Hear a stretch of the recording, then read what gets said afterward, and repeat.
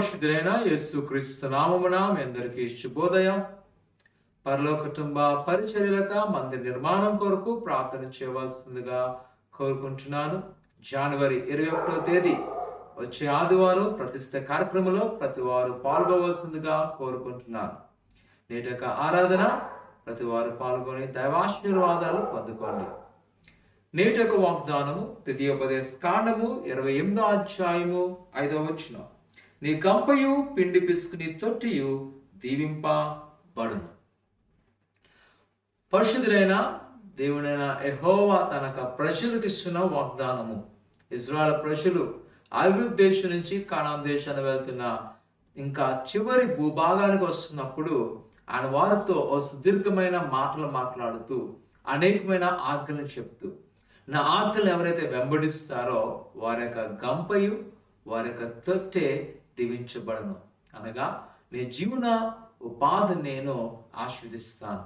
ప్రియ కుమార కుమార్తె, ఈ ఉదయకాల సమయంలో నీవు నీ కష్టార్జితను అనుభవించలేకపోతున్నావా?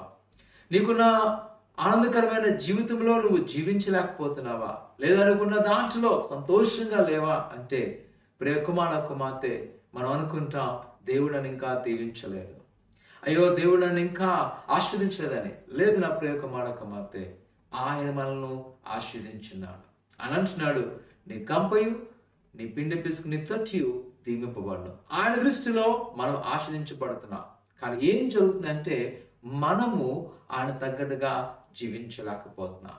ఆయన దీవించే విధముగా మన ఆత్మీయమైన జీవితము, ఈ లోకపరంగా మన ఆలోచన విధానము ఆయన అనుకూలంగా లేదు. నేటి దేవుని యొక్క మందిరానికి వెళ్ళి ప్రభుని అడుగుదాం, ప్రభా నీ ఆజ్ఞలు నేను మనస్ఫూర్తిగా వెంబడిస్తాను. ఓ దేవుని సేవకునిగా, ఓ సాధారణ వ్యక్తిగా నేను ఈ వాక్యంలో ఒకటి చెప్పగలను. ఎప్పుడైతే మనము ఆయన ఆజ్ఞలు వెంబడిస్తామో ప్రియ కుమార కుమార్తె ఆయన హస్తాను ఆశీర్వదిస్తాడు. ఈ ఉదయకాల సమయంలో దేవుని యొక్క మందిరంలో పాల్గొన్న మనము ఒక పరిశీలన చేసుకోవాలి.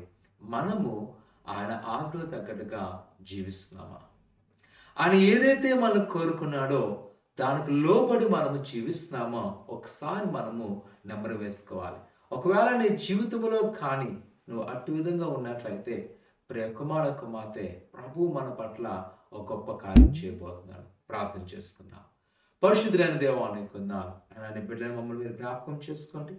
నీ దైవాశీర్వాదముతో నింపండి. ఇదిగో ఎటువంటి ఇబ్బందికరం లేకుండా నీ కృపాక్షములతో నింపి బలపరచండి, స్థిరపరచండి.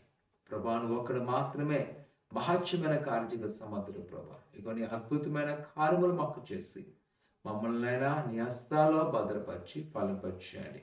ఇదిగో ఏదైతే నీ కుమారులు అడుగుతున్నారో వారి పట్ల వారి పక్షమున మీరే వ్యాజ్యమాడి నీ అద్భుతమైన కార్యములు చేసి అలా ఏదైతే వారు కోరుకున్నారో ఆ కోరికలు మీరు సిద్ధింపచేయమని ఆయన ఎదుగో తండ్రి నిజమే మా జీవనోపాధిని అభివృద్ధి చేస్తున్న ప్రభా అద్భుతంగా మేము ఉంటకు మాకు సహాయం చేయమని ఏస్తున్నాం తండ్రి.